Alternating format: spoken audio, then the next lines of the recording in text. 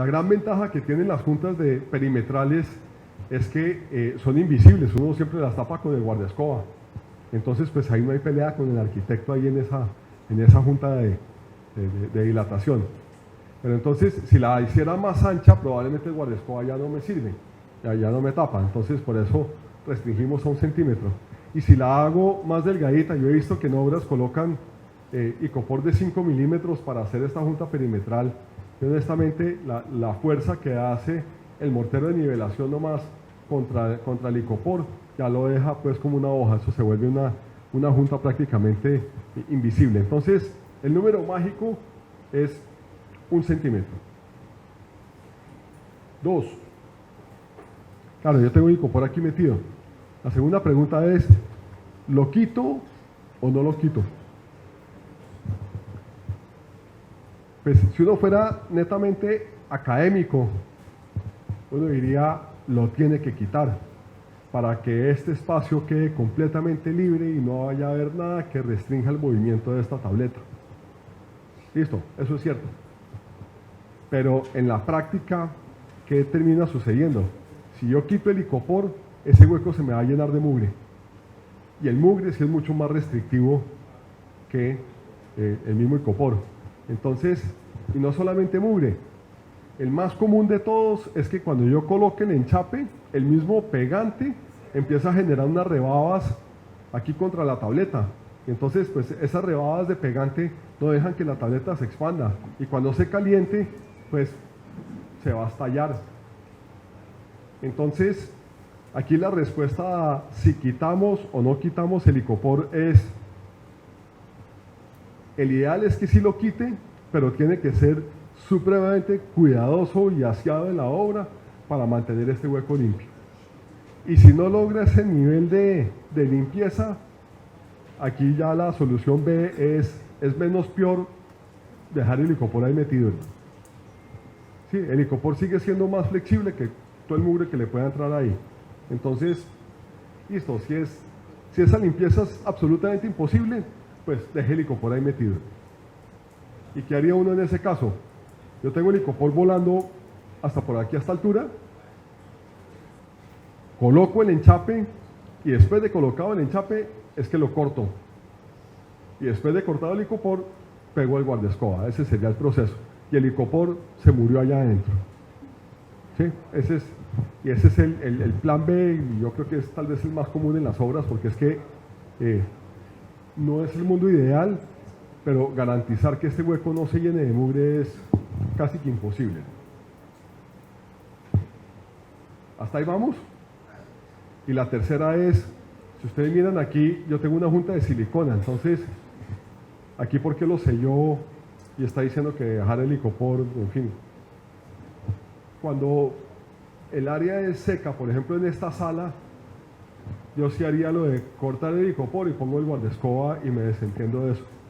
Pero si estoy en el patio de ropas o estoy en un baño, tengo que sellar esto con silicona porque si no este hueco se me va a llenar de agua y eso va a generar humedades después allá abajo. Entonces ahí es cuando tiene que sellar uno la junta. Lo mismo me va a pasar cuando hago la junta en la bocapuerta. Entonces, esta. Claro, yo arranqué con el icopor, hice la instalación, después me toca quitar el icopor, meter este elemento que es el sellalón, las obras lo llaman colarratón, que es una manguerita gris, que lo que me ayuda es a controlar el espesor del cordón de silicona o de poliuretano que coloque uno ahí. Y pues obviamente hay que sellarla porque pues está completamente a la vista. Eso, pues, también hay otras juntas que son, ojo, hay unas juntas que son plásticas, que se usan mucho. Hay que revisar que esa junta sea lo suficientemente dúctil, o sea, tenga un módulo de elasticidad lo suficientemente bajo para que se pueda deformar fácilmente, porque si es muy rígida, pues la junta no me está sirviendo de nada. ¿Sí? Cuando trabajaba en mármol era muy común que le pedían a uno juntas de dilatación en bronce. ¿Han visto las tiritas de bronce en el mármol? Eso se ve lindísimo y cuando lo brilla uno, espectacular. Pero eso de dilatación no tiene nada. Entonces, o sea, espiche el bronce a ver si eso se le deflecta, ¿no? Nada. Entonces, pues, Junta de dilatación tiene que tener movimiento, se llena con un material flexible, se llena con silicona, se llena con poliuretano. Eso no se llena con boquilla. También me ha pasado, después de hacer toda esta charla, presentado planos en la obra, asesorándolos en dónde tenían que hacer todas las juntas de dilatación, llegué al proyecto, ¿y en dónde están las juntas? Ahí está el ingeniero, vea. Sí, esta es de 3 milímetros y sus juntas son aquí de 6 milímetros y estaban todas emboquilladas. Saque la pulidora ahí. Bueno, entonces, aquí ya tenemos nuestras 3 juntas: perimetral, bocapuertas, y en este caso, si esta longitud superaría los 5 metros, pues nos toca dar la pelea con el diseñador de meter una junta de dilatación en alguna parte aquí en esta sala, cuando este L supere los 5 metros, para poder cumplir esta regla de hacer juntas de dilatación cada a menos de 5 metros. Pero en el gran porcentaje de proyectos que ve uno de vivienda, en el único sitio en donde hay que llegar a meter una junta intermedia es en el salón social, y casi siempre está más o menos como este estilo, que coincide con una especie de bocapuerta o algo en el que pueda uno realmente dividir el espacio sin que sea tan traumático. Encontrar uno habitaciones que tengan más de 5x5 es bastante escaso, porque parte del trabajo que hacemos nosotros, así como le decía Jesús, que es asesorar en obra, nosotros también asesoramos no solamente capacitando a los diseñadores, sino también a los contratistas, y en las ayudas que le hacemos al diseñador es, ellos nos mandan los planos y nosotros revisamos para dar sugerencias de ubicación de juntas de dilatación. Aquí dice en cambios de forma evitar formar L, o sea que sean formas simétricas. Pero por ejemplo, en el cuadro arriba, vemos que la puerta cambia la forma. Ah, ok, listo. Muy bien. ¿Sí oyeron la pregunta? Bueno, ok. Dice que hay que hacer juntas de dilatación para evitar formas en L, T o triángulos, o sea, formas irregulares. Entonces vamos a contestar de a poquitos. Uno, ¿por qué es importante esta relación? Porque aquí lo que queremos controlar es, como les decía, matamos 2 pájaros de un solo tiro. Uno, que es controlar la expansión del revestimiento, pero segundo, estamos controlando la retracción, o sea, los puntos en donde queremos que se retraiga el mortero. Realmente los morteros se retraen en forma radial. Sí, es como la forma más natural, o sea, el ideal sería que fuera círculo. Por eso es que tiende uno a que los espacios sean cuadrados, que es la forma, el polígono más parecido a un círculo es un cuadrado. Sí, entonces, y tratamos de que si son rectángulos, que no se excedan en niveles de 2 a 1. Por eso es el cuento del corredor. ¿Sí? Entonces yo tengo que partir el corredor en rectángulos, pero pequeñitos, no puedo tener una relación de 20 a 1, porque se me va a fisurar, digamos, por celdas. ¿Sí? Entonces esa es la forma de no tener, mantener esta relación y no mantener estas L's o T's. Lo que pasa en estas L's o T's es, se van generando esfuerzos en las esquinas que generan también unas fisuraciones en sentido diagonal. En el caso aquí de la puerta, pues claro, aquí tenemos una L, pero digamos, en este caso, pequeñita. Hasta ahí aguantamos. Y realmente estas bocapuertas, o estas juntas de bocapuerta, no necesariamente las tengo que hacer ahí. La podría haber hecho continuando la junta perimetral aquí por dentro, o lo que termina sucediendo en la gran mayoría de los casos es que lo mete uno aquí en la mitad. Lo que sí quiero es que en este espacio, en este rectángulo que hay aquí, tiene que haber una junta para poder controlar la tensión que se genera de la retracción de aquí y la retracción del otro lado. ¿Sí? ¿Contestada? Aquí. ¿Llegado a haber casos donde hay juntas? ¿Dos juntas? Sí, claro.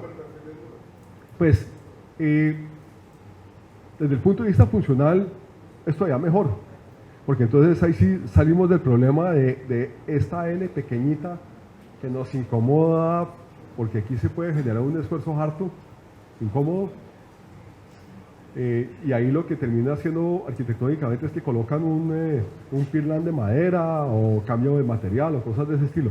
Esa es una alternativa, digamos, estética, funcional muy buena. Sin embargo, es muy engorroso de fabricar. O sea, uno no podría pretender que hagan en el mortero de nivelación las dos juntas, porque lo que le queda a uno de mortero aquí en el centro sería incomodísimo. Entonces ahí a lo que hacen es simplemente hacen una de las dos en el mortero. En el revestimiento sí hacemos las dos juntas, ¿sí? Pero abajo en el mortero solamente respetamos una. En la gran mayoría de los casos lo que hacen es que la ponen más o menos aquí a la mitad, que es para que la junta quede debajo de la hoja de la puerta. Por eso cuando usted va caminando y la puerta está cerrada, no ve que le sale debajo de la puerta los ñoquitos de tableta del otro espacio, ¿no?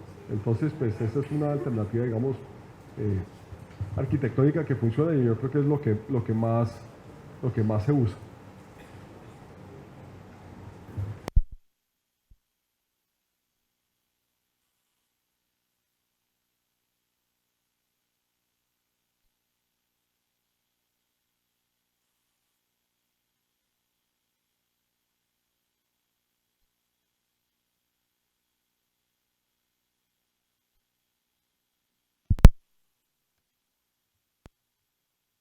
De la misma rigidez.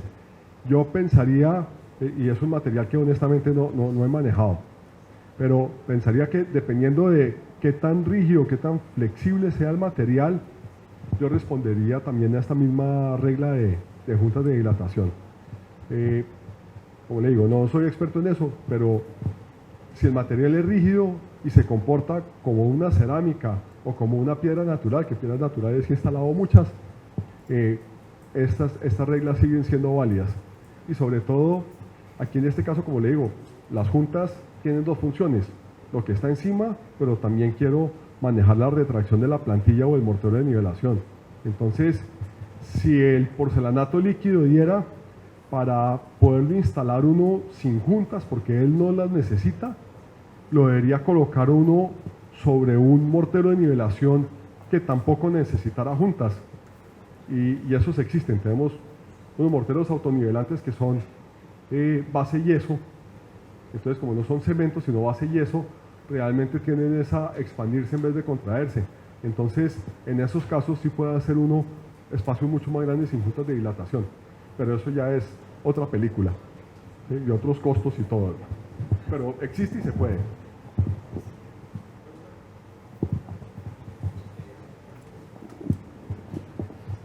Por ejemplo, en el caso acá de la tarima, que se maneja de pronto el cambio de nivel, aquí por ejemplo, y se coloca una parte vertical de la porcelanato, ¿cómo se aplicaría la junta ahí? Claro, y el cambio de nivel es el caso típico también que les decía de los pollos de cocina. Si me permite, aquí les hago un esquema, pues más bien, si usted se imagina este cambio de nivel, el tratamiento sería esto, en donde en vez de que el muro siga subiendo hasta por ahí arriba, lo llevamos hasta acá. Entonces ya es un escaloncito, pero igual tengo que hacer esta junta porque no puedo estrellar, o sea, tengo que darle movimiento a esta tableta. Si yo la estrello aquí contra este cambio de nivel, ahí lo maté. O sea, para la tableta, si este escalón es de esta altura o de esta altura, me da exactamente la misma.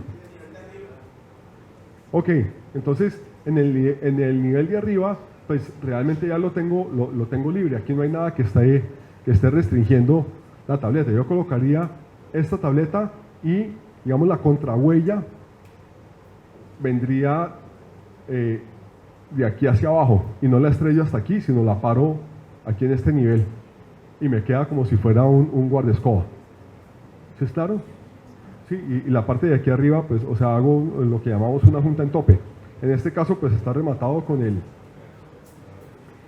perfil de aluminio, pero este perfil nadie lo está restringiendo. Realmente el ideal es pegar uno el perfil a la tableta para que vaya junto con la tableta, ¿sí?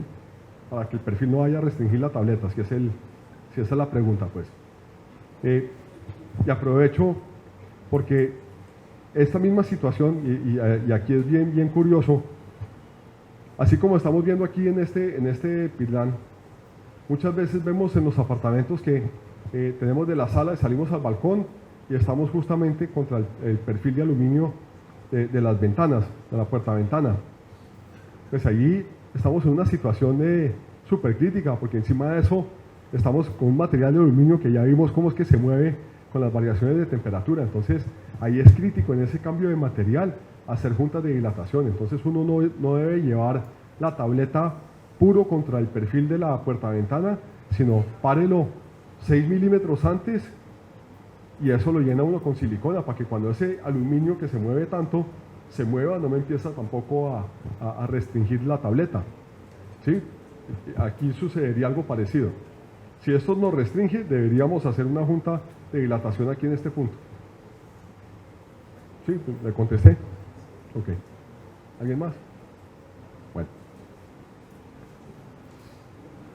Esto es lo que termina uno viendo en las obras. Este es el perímetro tan, aquí está todo el icopor, acabaron de echar la plantilla, aquí debajo, aunque pues lo alcanzaron a cubrir un poco, ahí debajo está el icopor, aquí se alcanza a notar un poquito. ¿Qué es lo que termina sucediendo con esto? Uno coloca, pues obviamente el icopor, cuando lo limpiaron, lo ensuciaron un poco, pero después tienen uno que picar aquí la junta para que pues quede realmente libre. O sea, este cemento de aquí pues es un tema de construcción, lo acabaron de hacer, pero pues igual tiene que quedar libre. Y quiero retrocederme un segundito, vamos de para atrás. Aquí, una vez definimos en dónde van las juntas de dilatación, ahí es que en donde deberíamos hacer la modulación.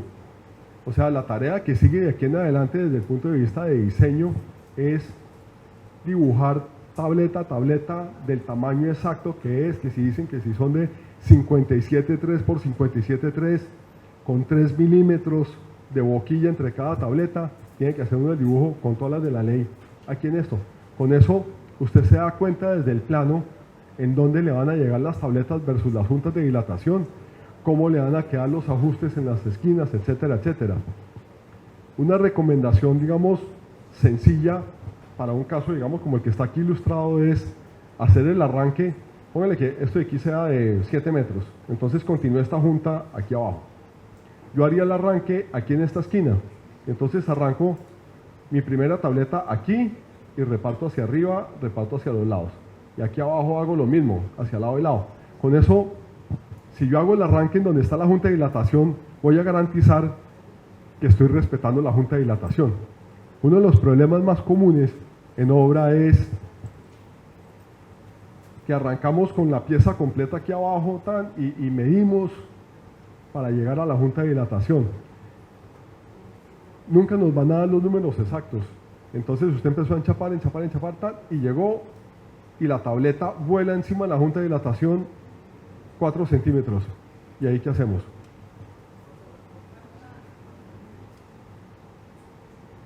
Que sería, digamos, este caso. O sea, si uno es riguroso, uno cortaría la tableta para respetar la junta de dilatación aquí y coloca. Pero, pues, desde el punto de vista estético, si ya de por sí es una pelea poner la junta de dilatación, ponerla cortando la tableta, ahí sí el arquitecto nos pica en pedacitos. Entonces, por eso es que si yo arrancara con tableta completa aquí en la junta, al lado y lado, garantizo que estoy respetando la junta de dilatación y nunca la voy a estar puenteando. Los ajustes se los dejo en los extremos. Eso es una forma de hacerlo. En este caso, ¿qué hubiera pasado? Porque a veces le dicen a uno, no, vea, es que aquí tenemos la junta, porque además la hicimos 28 días antes, ¿sí? Está aquí en el mortero de nivelación, pero yo no quiero cortar la tableta porque se ve muy feo, entonces más bien hagamos la junta de dilatación aquí, ¿sí? Con eso no hago este corte, sino pongo esta junta, la pongo aquí. Eso lo ve uno en las obras mucho más frecuente de lo que quisiera uno. El resultado, ahí hay dos posibilidades de resultado. Uno, si instala una cerámica de piso, yo le apuesto lo que quiera a que se le rompe. O sea, esta fisura tan le va a calcar y le va a fracturar la cerámica. Si lo que colocó es un porcelanato, ahí ya hay como 50% de probabilidad de que se rompa, y si no se rompe, se le va a despegar. Pero en ambos casos pierde. Entonces uno no puentea las juntas, porque todas ya están hechas. Entonces, por eso es que es más fácil cuando uno modula a partir de las juntas de dilatación. Pero si ven, todo esto tiene que partir desde el diseño. O sea, desde el momento, esto no es una decisión de obra, esto tiene que ser una decisión arquitectónica y tiene que ser tomada con bastante antelación a la misma construcción del proyecto, yo diría. En caso de que sea un proyecto en el que ya la base está hecha, la plantilla está hecha, simplemente nosotros lo que vamos a hacer es instalar el enchapado. ¿Hay alguna manera de que si no existen las juntas con la ubicación del enchape, o sea, haciendo, por decir así, Que coincida. Hacerle las juntas, pero solamente al enchape, ¿hay alguna manera de evitar que esto se vaya a Pues, fracturar? aquí no hay ninguna camisa de fuerza absoluta y realmente uno lo que está trabajando aquí son puras probabilidades, realmente. O sea, lo que yo les digo de hacer la junta de dilatación, esperar los 28 días, manejar el concreto y todo eso, lo que estamos haciendo es, al disminuir los movimientos diferenciales, estamos bajando la probabilidad de que haya fallas. Yo no le puedo, o sea, así como le puedo garantizar que si usted la pone encima de la junta se le rompe, que se así garantizar. Yo no puedo hacer al revés, y pues mejor ejemplo, este salón. Aquí ya pasamos más de los 5 metros, mejor dicho, aquí rompimos quién sabe cuántas reglas de todo lo que acabamos de decir, y no necesariamente está levantado, ¿verdad? ¿Sí? Entonces, pero lo que sí tiene que ser muy claro es que tiene que haber un responsable en esa decisión. ¿Sí? Si yo soy contratista y me contratan y pues me pasó muchas veces, como les decía, yo instalaba mármol, instalé todo el trabajo de mármol de la Embajada de Estados Unidos en Quito, y me encontré con que el lobby era una cosa pues gigantesca y no había juntas de dilatación. Entonces uno lo primero que hace es llamar al arquitecto y le dice, bueno, ¿dónde quiere las juntas? Y entonces él dirá, no, pues hágalas aquí, aquí y allá. Ya listo, eso es responsabilidad de él, ¿sí me entiende? Ahí es en donde está el punto crítico, y por eso este texto que tomamos aquí al principio, donde dice es responsabilidad del arquitecto o el constructor, los gringos le recalcan ahí toda la responsabilidad realmente es al arquitecto. El arquitecto es responsable por el desempeño estructural de todos los elementos arquitectónicos de la obra, entre ellos pues obviamente el revestimiento. Entonces ahí cuando dice uno, listo, aquí no hay juntas de dilatación, ¿qué hacemos? Hable con el arquitecto a ver, y él es el que tome la decisión y es perfectamente válido. Ahí dice, no, es que esa junta de dilatación en la mitad de la sala es tan espantosa que prefiero no hacerla y me la juego a que no pase nada, pero si me entiende, ahí está tomando la responsabilidad. Lo que no puede pasar, y es muy injusto y desafortunadamente sucede, es no hicieron las juntas de dilatación, usted instaló y cuando se levantó el piso, tome, ¿sí? Entonces, por eso es importante también el tema del plano. El plano no tiene juntas, listo, es una decisión válida, pero alguien tiene que ser responsable de eso, ¿sí? Ojalá ustedes como diseñadores pues no sean tan agalludos y vayan más por lo seguro. Créanme que es mucho más sano y duerme uno mejor. Bueno, aquí ya son casos de la vida real. Este es el caso, por ejemplo, el de la esquina de esa tan incómoda. Aquí parte del problema es, aquí no hay junta, o sea, cuando levantamos el guardaescoba no estaba limpio, eso estaba lleno de mortero, entonces pues la tableta no tenía para dónde mover. Y encima de eso, cuando uno hace estos cortes en L, a veces los instaladores le dicen corte en pistola, la esquina acumula muchos esfuerzos, o sea, si la esquina es puntiaguda, ahí se concentran los esfuerzos y hace muy fácil de que se rompa la tableta. Es exactamente lo mismo que pasa con un vidrio. Sí, aquí el caso es igual. Ustedes cuando ven un corte así en pistola en un vidrio, nunca lo ven a puro 90 grados, sino siempre redondeadito. Eso es para disipar el esfuerzo y que no se vaya a romper como en este caso. Esto se lo recomiendo porque en todas las paredes de las duchas, cuando usted llega a la ventana, se va a encontrar con esta tableta. Y es el típico corte en L. Aquí vuelve y juega. Si usted desde el diseño puede más bien modular para que la tableta termine aquí y modula de aquí para abajo y de aquí para arriba, tiene menos posibilidades de tener este estilo de falla.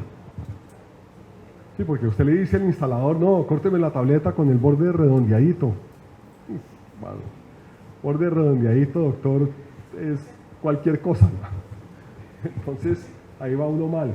Entonces, pues desde el diseño puede uno realmente manejar estos detalles.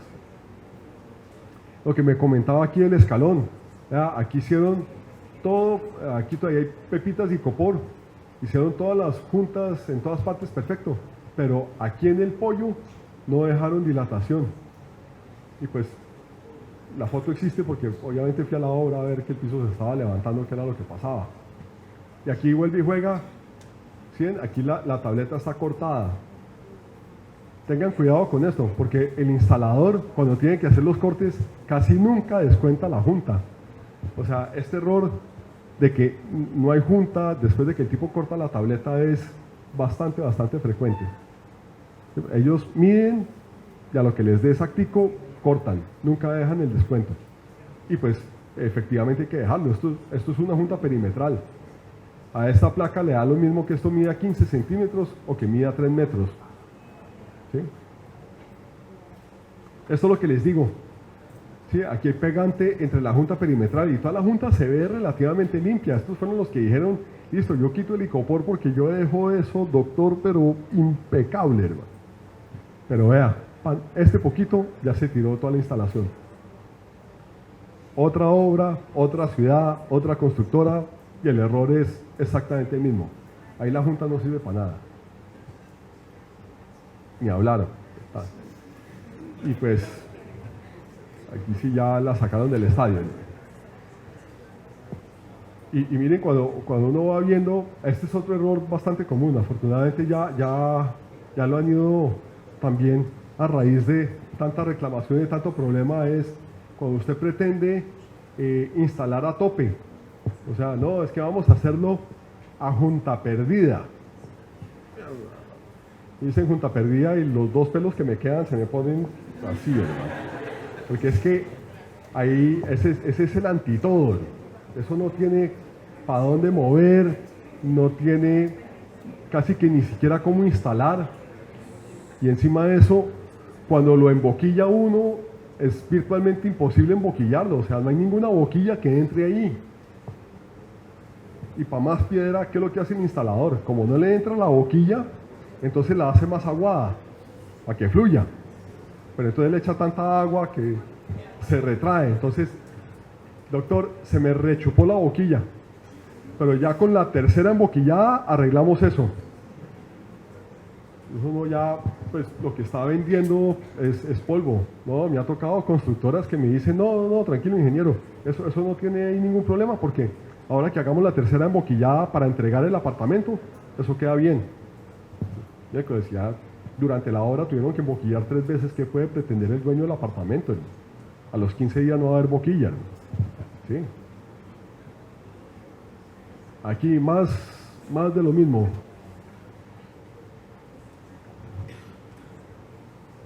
Aquí vean, ¿sí? Aquí está justo contra la boca puerta que da a la sala.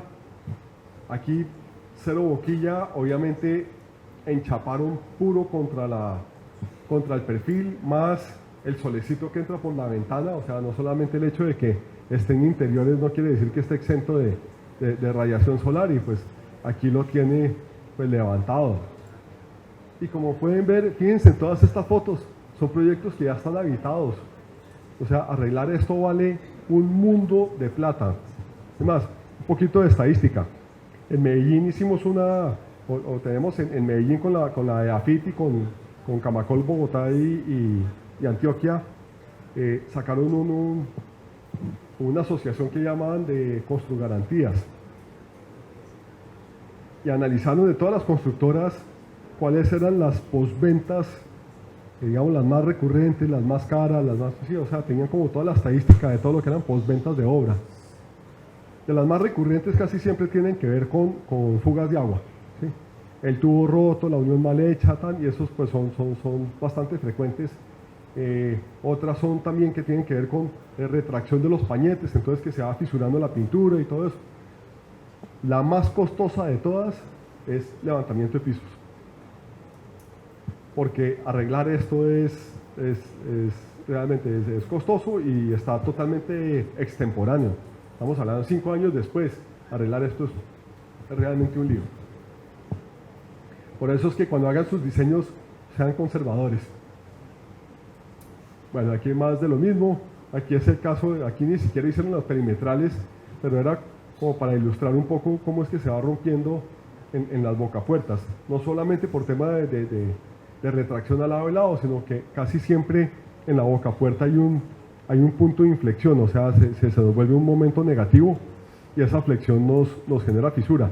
Yo lo que quiero con la junta de dilatación en estos casos es que esa inflexión o esa fisura se dé en una línea recta, en donde pueda cambiar de una tableta a la otra, ¿sí? Y no pues una fisura totalmente aleatoria. Uy, esto es una perla. El tubo metido entre el mortero de nivelación, entre la plantilla. Aquí ojalá evolucionemos a que cada vez menos tengamos tubería metida entre el mortero de nivelación.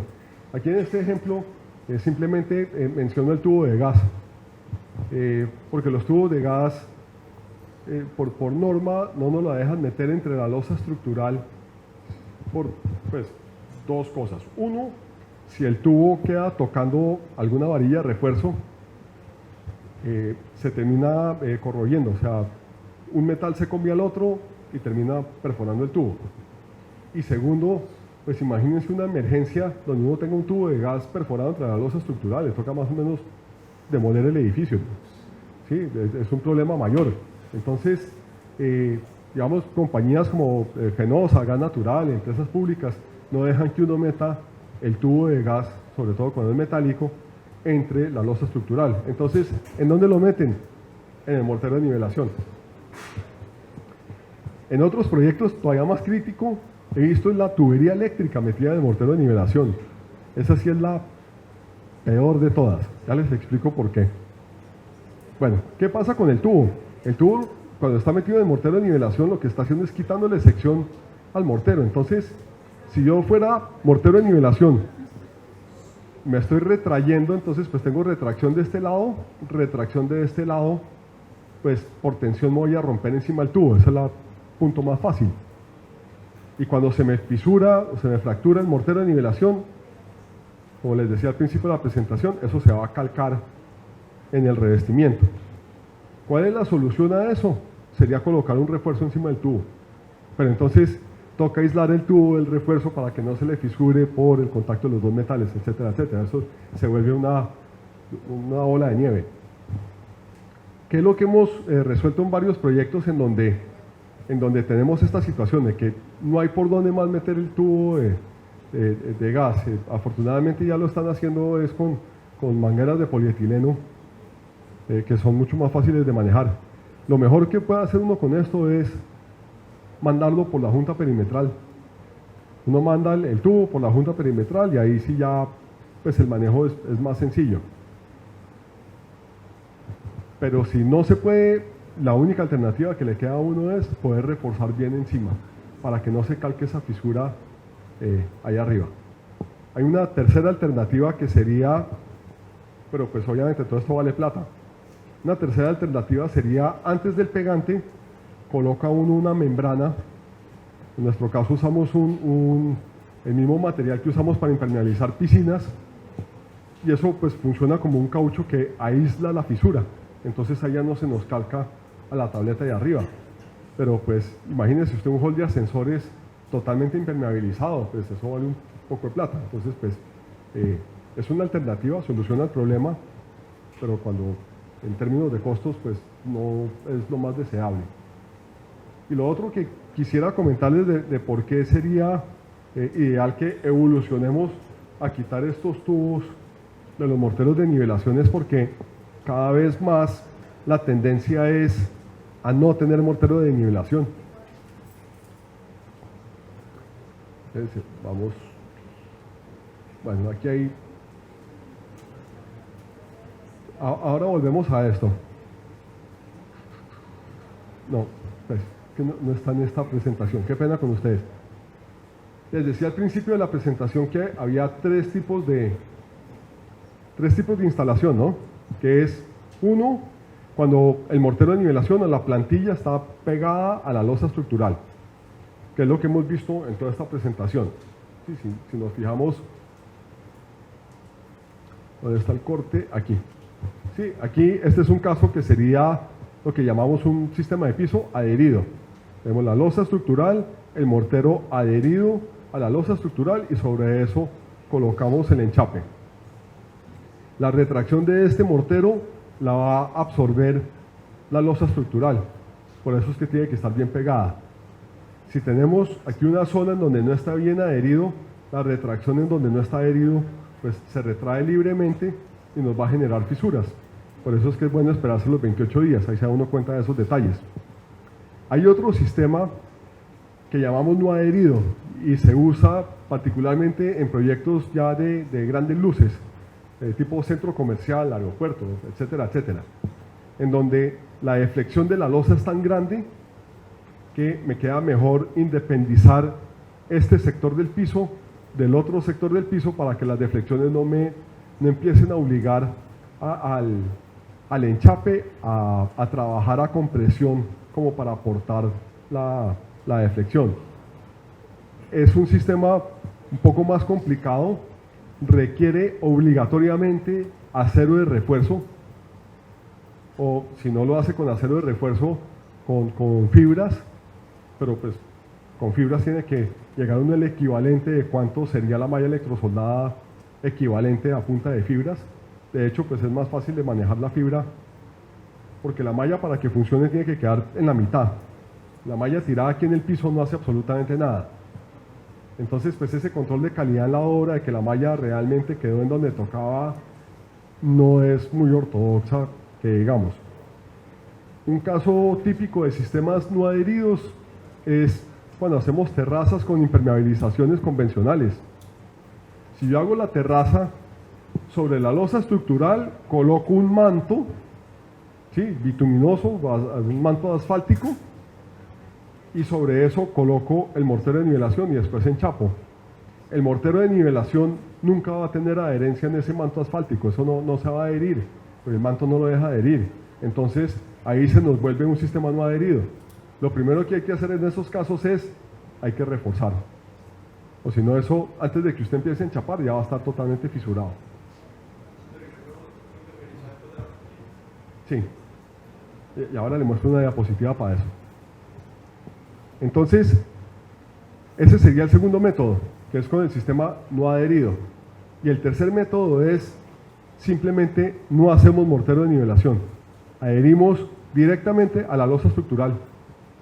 O sea, no hay ningún motivo, aparte de nivelar, de por qué necesitamos el mortero de nivelación. Es perfectamente válido. Y ese es el que llamamos el sistema de adherencia directa. ¿Por qué va cogiendo fuerza? Porque si ustedes piensan en todo lo que hemos hablado toda esta tarde, pues todo este final de mañana, por decirlo así más exactos, el mortero de nivelación juega un papel fundamental en esto. Es el que se retrae, es el que no le pueden echar más agua, todos los problemas de calidad, el que les queda mal curado. Hablando precisamente del final de la presentación de Jesús, el tema del curado en esto también es fundamental, y es todavía más crítico porque es muy poquito espesor en mucha área. Entonces eso sí que se va a secar supremamente rápido, y pues igual el mortero, la plantilla sigue siendo el mismo comportamiento de un concreto. El curado es clave. Nosotros para eso y en climas tan agresivos en ese sentido como este, particularmente por el tema de viento, curamos los morteros es con un producto, lo llamamos curare. Uno echa el producto y me retiene el agua y no me genera película, o sea que puedo enchapar encima de eso sin ningún problema. Porque los curadores tradicionales son a base de parafina. Sí, es como echar una capa de parafina que retiene el agua, pero después esa parafina no me va a dejar adherir el enchape. Entonces, pues esa es la gracia de tener el curador especializado, pues por decirlo así. Y eso funciona mejor en el sentido de que no tengo que estar detrás del señor del agua aquí. Ya le echo agua a las 11 de la mañana, y al 302 le echo agua, y al otro le echo agua o no le echo agua. Ese control de calidad es muy complicado. Y por más de que uno coloque el geotextil, que también mencionaba Jesús, claro que funciona súper bien, pero puede ser hasta contraproducente. ¿En qué sentido? Que mientras el tipo esté efectivamente humedeciendo el geotextil, eso funciona de maravilla. Pero si resulta que ya una semana sin subir al apartamento a echarle agua, el geotextil ya está totalmente seco y lo que está haciendo es, antes al revés, está chupando agua. ¿Sí? Entonces por eso nos gusta más usar un curador especializado para ese mortero de nivelación. En la medida que podamos, entonces volviendo al tema del tubo, en la medida que podamos quitar el tubo, entonces ahí sí podemos colocar el enchape directamente a la losa estructural. O sea, porque ya ese mortero de nivelación ya no está cumpliendo prácticamente ninguna función. O sea, y ya llevamos varios proyectos en que los hemos instalado así. Y la gran ventaja, ahí hay 3 ventajas muy claves. Uno, que es el que más le gusta al constructor, nos ganamos los 28 días. Sí, ya no tengo que echar el mortero, esperar los 28 días e instalar, no. Sino ya cuando esté listo para enchapar, pues arranco a enchapar. Obviamente la estructura ya lleva mucho más de 28 días para cuando se llegue ese día. 2, el tema que les contaba de que la junta tiene que coincidir exactico, como aquí yo no estoy haciendo las juntas 28 días antes, yo voy haciendo las juntas de dilatación realmente en el momento que voy instalando. Entonces siempre me va a coincidir, ahí sí no tengo pierde. ¿Sí me explico? ¿Sí? Al no tener mortero de nivelación, ya no tengo nada que me esté restringiendo la modulación de en dónde colocar la junta. Entonces siempre me va a quedar en donde toca. ¿Sí? No me va a pasar el caso que me quedó la tableta volando encima de esto. ¿Sí? Si no tengo mortero de nivelación, no tengo esta junta. Entonces aquí sí puedo correr la junta y hacerla aquí, me va a quedar bien, porque no tengo este mortero. ¿Por qué no lo hace la gente? Porque todavía estamos metiendo muchos tubos debajo del mortero de nivelación. Y lo otro es, para que esto funcione, necesitamos un pegante de otras características, que sea más que todo más flexible y que lo pueda pegar en espesores de 5 hasta 3 centímetros de espesor, porque por más perfecto que haga uno la losa, pues esto siempre va a tener sus diferencias. En esos casos, para que el punto de equilibrio económico en ese sentido está es cuando yo hago sistemas sin mortero de nivelación y gasto en promedio 15 a 17 milímetros de pegante, salgo parejo. O sea, lo que me gasté en pegante lo estoy recuperando en no haber hecho mortero de nivelación. ¿Sí? Si el piso está muy desnivelado y necesito usar espesores mayores a 2 centímetros, 3 centímetros, ahí sí le va a salir más caro. Pero igual se está ganando los 28 días. Y la tendencia es hacerlo directo, no tanto desde el punto de vista monetario, sino de salir uno del control de calidad del mortero de nivelación. O sea, es lo que hemos hablado toda esta mañana, es un punto crítico. ¿Cómo vamos? Bueno. Listo, no, quiero terminar con dos o sea, hasta aquí lo que vemos en teoría. Quiero simplemente mostrarles dos detalles. Me preguntaba que si uno podía impermeabilizar encima del mortero de nivelación. Este es el caso. Esta es la plantilla, y en este caso es un baño, y es una opción muchísimo mejor, porque en la plantilla sí logra uno nivelar y hace que pendienta el agua hacia el sifón. Entonces, uno tiene la plantilla, echa el impermeabilizante y pega la tableta sobre eso. Entonces, eso es una forma más eficiente. ¿Cuál es el chiste? Aquí necesitamos que el impermeabilizante sea compatible con el pegante, para que agarre. Sí, si he hecho aquí un sistema asfáltico, no me va a pegar. Tiene que ser compatible el pegante con la impermeabilización.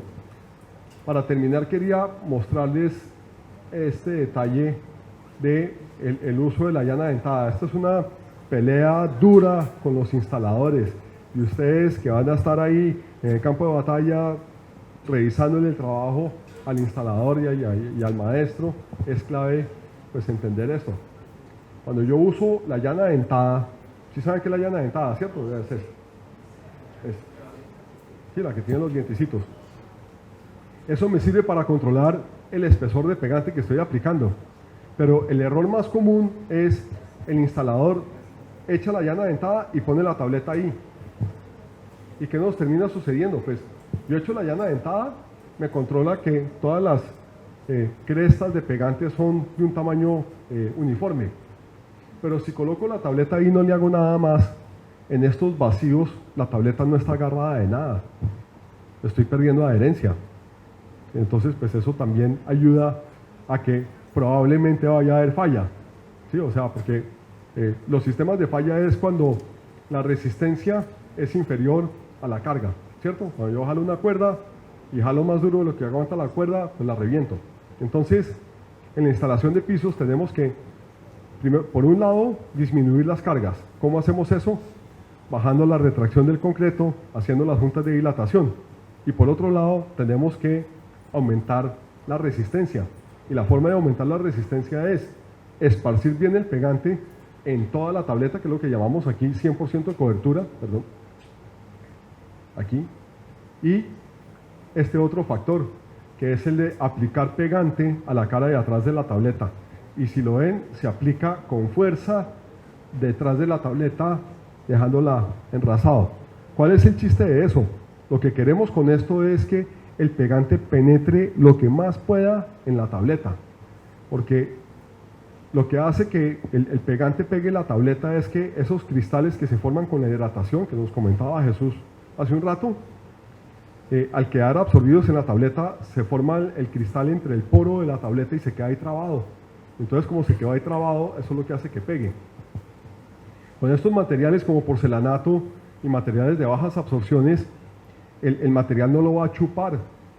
Entonces, si el material no chupa, pues toca meterlo a la brava. Esta es la forma de poder meter el pegante lo que más se puede entre los microporos que tenga el material detrás, para que los cristales realmente lo atraquen. ¿Okay? Eso es lo que llama doble encolado.